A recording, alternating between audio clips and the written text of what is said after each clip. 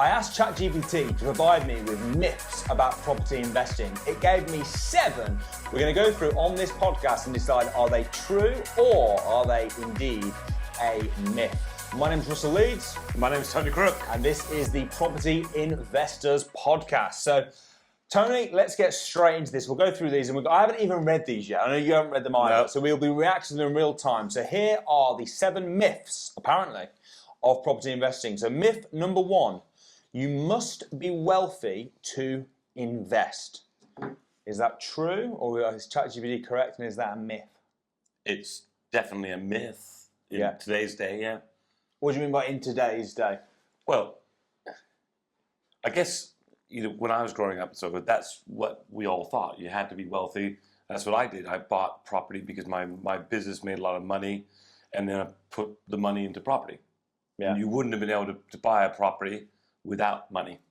No. Without your money. No. I mean, nowadays as well, I mean, I've just heard new mortgage on the market, 99% mortgages. Yeah. I mean, I know that there's strict criteria and you've got to have a really good credit rating and it only applies to certain people, but 99% mortgages, that is insane. If you buy, a property you could buy a really good property in Birmingham for like 300 grand and you've got to put a deposit down 3 grand. Yeah. You've got to be wealthy. Yeah. to put down 3 grand. So I agree, it is certainly a myth. I would say though that having money is very helpful. And if you're looking to invest in property, hey, money always helps, right? Money makes things easier, money makes life easier. People often say, does money make you happy? I would say, well, money makes life easier. So, it doesn't necessarily make you happy, but it certainly makes life easier. It certainly gives you freedom. Yeah. And I think freedom makes you happy. So I think money does kind of make you happy, and it certainly makes life easier. Certainly makes it easy to invest. But there are loads of ways. What would you say are the top ways that you can invest in property without needing money? Some top tips for someone that's trying to invest that doesn't have money. If you're saying it's a myth. Okay. So obviously it's joint ventures. Yeah. Yeah. Using other people's money. OPM. Other people's money is, rather than using your money, use other people's money, other investors. Well, actually, the very first deal I ever bought, I was 20 years old. First property I ever bought, 20 years old. And I left school when I was 16, got a job working for my dad. I used to get paid £25 pretty much per day. So I was on a very, very low income. I was still in the same job when I was 20. We were living in a council estate in a rough part of Walsall, an area called Bloxwich. And we lived in a rough part of Bloxwich, which is a place called the Mossley. You might not have heard of it, but it was quite famous back in the day for the Mossley riots. Right. The pub on the corner where I lived was closed down because someone got murdered there. It was that sort of area. So it was not well off at all. Yeah. And I bought my first property in that situation. How did I do it? Well, I used a mortgage and I also used a joint venture partner. Yeah. 7 years down the line, I paid off the joint venture partner. I paid off some of the mortgage, made 100 grand in equity, making a small passive income from it, and that was starting from absolutely nothing. So you're definitely right. ChatGPT, you are correct. We agree. You don't need to be wealthy to invest. All right, number 2. Myth number 2. Okay. Real estate always goes up in value. Is that a myth or is that true? Well, it's not true, is it? Because properties go up and down. But if you look at the overall, it's always going to go up. Yeah. But we do have dips. Well, it backs it up. So let me say what it says. Right. So it backs up. It says, while real estate has historically been a stable investment compared to other markets, it is not immune to downturns. Property values can fluctuate based on the economic conditions, interest rates, and local market dynamics. It's not a guaranteed profit. Now, I would say I half agree with it there. I would say it is true. You can buy a property and it can go down in value. Yeah. There's no doubt about that. However, you've often heard people say, it's quite a famous saying, I suppose, at property events and property seminars. And everyone says it. Property prices double every 10 years. There you go. You can finish it, right? Property prices double every 10 years. And I thought, I wonder if that's actually true. So I went back and I found the average house prices in England in 1930. And I plotted a graph. So I thought, I can't remember what it was now, but let's say they were 300 quid. They're very cheap in 1930. Yeah. So I was like, all right, let's double it. So 300 quid, 1940, 600 quid. 1950, 1,200. And I went through and plotted it all the way up to 2020. And what I found was very interesting. Although they didn't double every 10 years, over that 90-year period, because I couldn't find data for 1920, but over that 90-year period, they'd actually slightly more than doubled. Right. So while I believe it's true that they might not always go up in value, that is very true. Well, example I've got is I bought a house in 1988. Yeah, I paid £95,000 for it. Yeah. Let's see, before you even finish, right? Okay, go on. I know there is absolutely no way in hell that is now worth less than 95. How much do you pay for it? 95. No, it's impossible. Yeah. Right, so Karen, tell the story. What happened was, a year later, it halved in price. We had a huge market crash. It went down to £55,000. Yeah. So the value of it was £55,000. We had friends of mine, people I knew, were handing their keys back in, just walking away from the properties. They had obviously massive negative equity. They took the hit on their credit accounts, etc.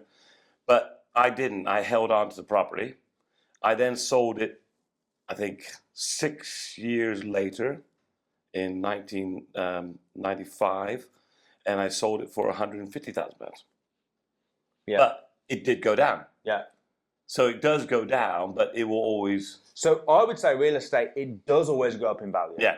It's just a case of you might have to wait. Yeah. So it's always going to go up. Like when you said that story, it's 95. I knew for 100% it was worth more than that now. Yeah. It was like 30 years ago. Yeah. So of course it's worth more than that now. But it might not. It might take a bit of time.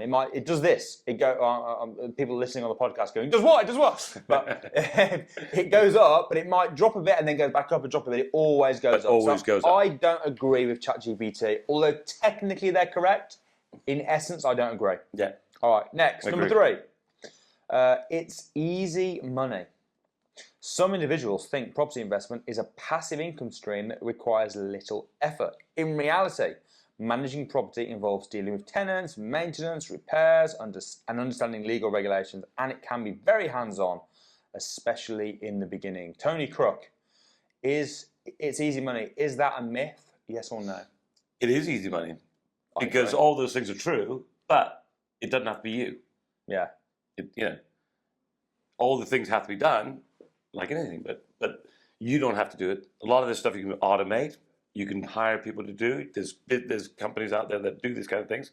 Overall, it's easy money if you are on the right side of the money. I agree. I think it's easy money as well. I think that is incorrect. I think ChatGPT is incorrect. I think it depends on what you're comparing it to. And I have a saying in business, and I always say everything is expectations. Everything is expectations. So, for example, Samuel told me a story the other day. He went on an aeroplane, and the aeroplane wasn't supposed to have Wi-Fi.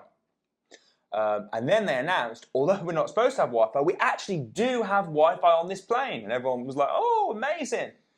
And then the Wi-Fi didn't work, and everyone was pissed off, right? So everyone's annoyed. Oh, no Wi-Fi, it's so annoying. Yeah. It's like, hold on, there wasn't supposed to be Wi-Fi on this plane. You weren't expecting Wi-Fi on this plane, but because your expectations changed, and because you now expected Wi-Fi, when you didn't get it, you're pissed off. And that's the same. That's why people become entitled. The same with anything. So I think when you're looking at property investing, if your expectations are that it's a completely passive income, like investing in the S&P 500, where you literally press a button, it goes into it, you do nothing, and you see your money over time hopefully go up, might go down, but whatever it does. But it's totally passive, you don't do anything. But you got no control over it either. But you have no control over it, it's very true. No. Property investing is not like that, right? But it's not you go to your solicitor, yes, buy the property, and then you never hear from it or have to do anything with it again. That's not the case. So if you're comparing it to that sort of investment, then yes, it's not easy money. However, you have to like that a second. If you're comparing it to a business, for example, then it's really, really easy money. Now, we're both businessmen, we're both entrepreneurs, so maybe we think it's easy money because we're comparing it to that, and it's the damn sight easier than any other business I've ever run. Mm-hmm. But, I mean, the definition of passive income is little to no effort, and I know for me, nearly all my portfolio, I've got the odd one, not good, got the odd development project that's a bit more difficult, but most of my portfolio I would certainly describe as little. Well, my business, my printing business, is I employed over 80 people. And that was harder work, I imagine. A lot harder work. Yeah. So we disagree with you, ChatGPT. You're lying. It is easy money. Number 4, you can't lose. Investing in property deals does carry risk, such as property devaluation, unexpected repairs, vacancies, and challenging market conditions. Effective research and management can mitigate those risks, but they cannot be entirely eliminated. So in property investment, you can't lose. Is that a myth or is that true? Can't you lose? Of course, you can lose. You can lose to anything. If you balls up something, you're gonna mess it up. You're gonna lose money, right? So you still need the knowledge, you still need the understanding, and you still need to be more clever than the market. Yeah. So yeah, it's you can lose 100% if you do the wrong thing. I agree. You can lose. Wrong education. I think the biggest way that you can lose is if you do a deal where you have to sell at some point. Yeah. Because if you do a deal where you can just sit it out, we know eventually it will go up in value. Like my property in 1988.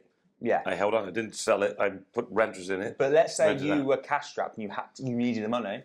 You don't had to sell. You'd have lost. Yeah. The other way you can lose is if you have a property that tenants trash, or you don't get the. There's actually lots of ways you can lose. If you don't know what you're doing, you can lose a lot of money in property. Yeah. So I agree with you, ChatGPT. There you go. All right, next. It's always better to buy than rent.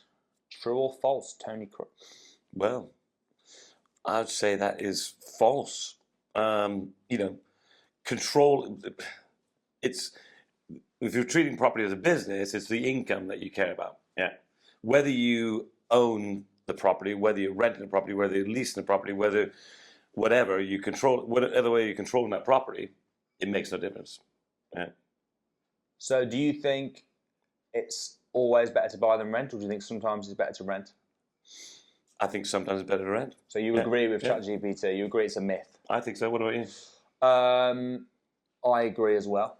My actual from a purely investment point of view, I actually think that you're better off to buy investment properties, and then stuff for your personal use, whether it be for your personal business, whether it be for your personal home.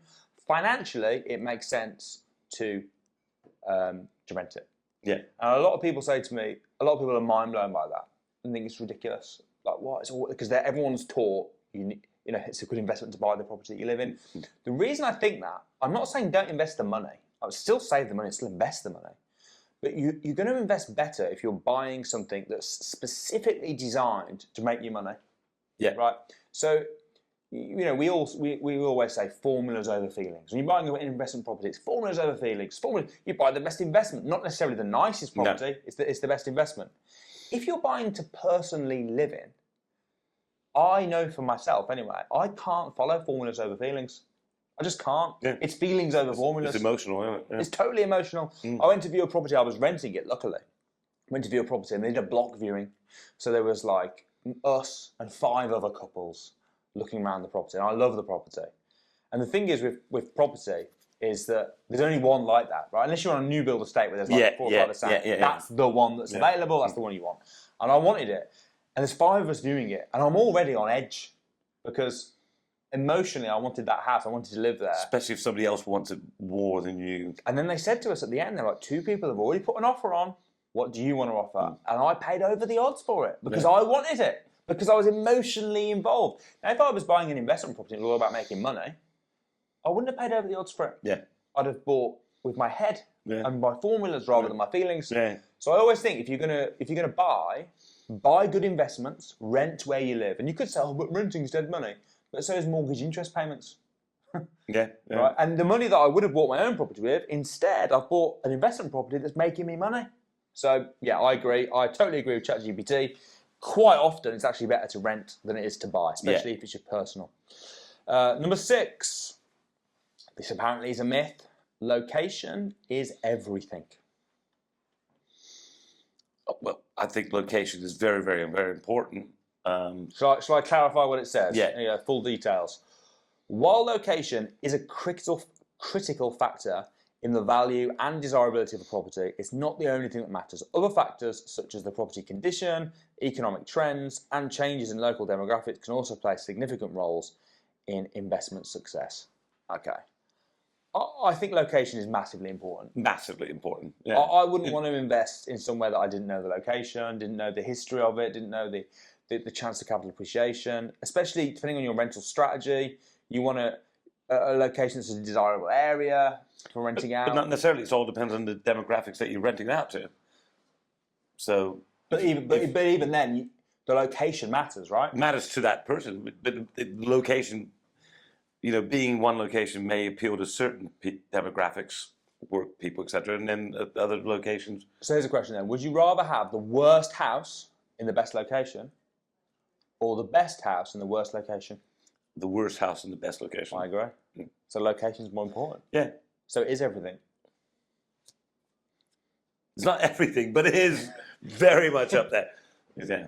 All right. So are we agreeing with them? Is that a myth? It's not a myth, is it? Location is everything. It's not a myth. Yeah, okay, it might be slightly over-egging it, but it's not a myth. No, not a myth. We disagree with you, ChatGPT. All right, number 7. You need to be a market expert. True or false? I think it's true, yeah. Yeah, you've got to be an expert in your market. So you disagree with them because they're saying that's a myth. Oh, right. Disagree completely. You need to be... Obviously, I haven't read the rest of the paragraph. But... Do you want me to read it? Yeah. I'm agreeing with you, though, from the base. From that first sentence. Some hesitancy comes from the belief that extensive knowledge of the real estate market is necessary to start investing. While understanding the market is beneficial, many successful investors start with limited knowledge and learn as they go. Leveraging expert advice from real estate professionals can also bridge this gap. I disagree. I'll tell you why I disagree. I think back in the day, I remember Samuel giving this as an example at one of the early crash courses. Yeah. He's like, if you literally blindfolded you, sent you down to London Euston Station and said, get on a train, but you're blindfolded, right? You go anywhere in the country, you don't even know. You then get out and they're like, right, take me to the local estate agent. You walk to the local estate agent, you go, look, I'm not even looking at the window. I want that one right there. Yeah. Right?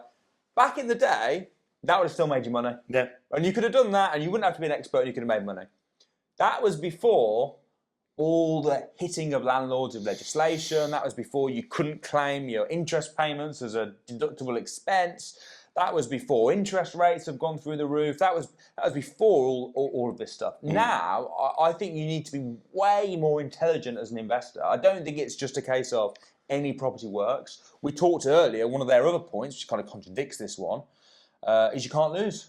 Yeah. So if you can lose, which is what they're saying, then surely not being an expert... I suppose it depends on your definition of expert, but I certainly think you need to have a very good understanding of the market, your strategy, your rental strategy, house prices. Regardless of what business you do, you need to be an expert in that field, don't you? Yeah. To be the best. Yes, you could jump in, you might be able to fake it till you make it, but it's more luck. That's luck than judgment. Really. And there's 2 types of education, right? So you've got the type of education which is like theory, and then you've got the learning on the job. Yeah. And in whatever you do, there's going to be an element of learning on the job. Of course, you're going to learn as you go. You're going to get better experience, etc. But you want to give yourself the best chance. If you're investing thousands of pounds, you want to be a reasonable expert before you invest that money. Yeah. It would be ridiculous not to. So, I personally disagree. So let's have a quick look and see which ones we agree with. Then we'll rate ChatGPT out of 7. So you must be welcome to invest. We agree with ChatGPT. Yeah. 1-0 ChatGPT. Real estate always goes up in value. I think we disagree overall with that, although technically it is true. Mm-hmm. It's easy money. We disagree with that. So it's 2-1 against. You can't lose. We agree. 2-all. It's always better to buy than rent. We agree. 3-2. Locations, everything. We don't agree. 3-all. And the final one, you must be an expert. We don't agree. So overall, 4 out of 3, we don't agree with ChatGPT, and we're the experts. Well, thank God. Yeah. So what have we learned? We've learned that although ChatGPT is a brilliant tool, you can't trust it for everything. 4 out of 3 times. 4 out of 4 3 or 7 times, yeah. It's pretty bad. Yeah. Pretty bad. Well, guys, hope you found that useful. Hopefully it opened your eyes to some of the myths about property investment and some of the facts as well. My name is Russell Leeds. My name is Tony Crook. And we'll see you next week.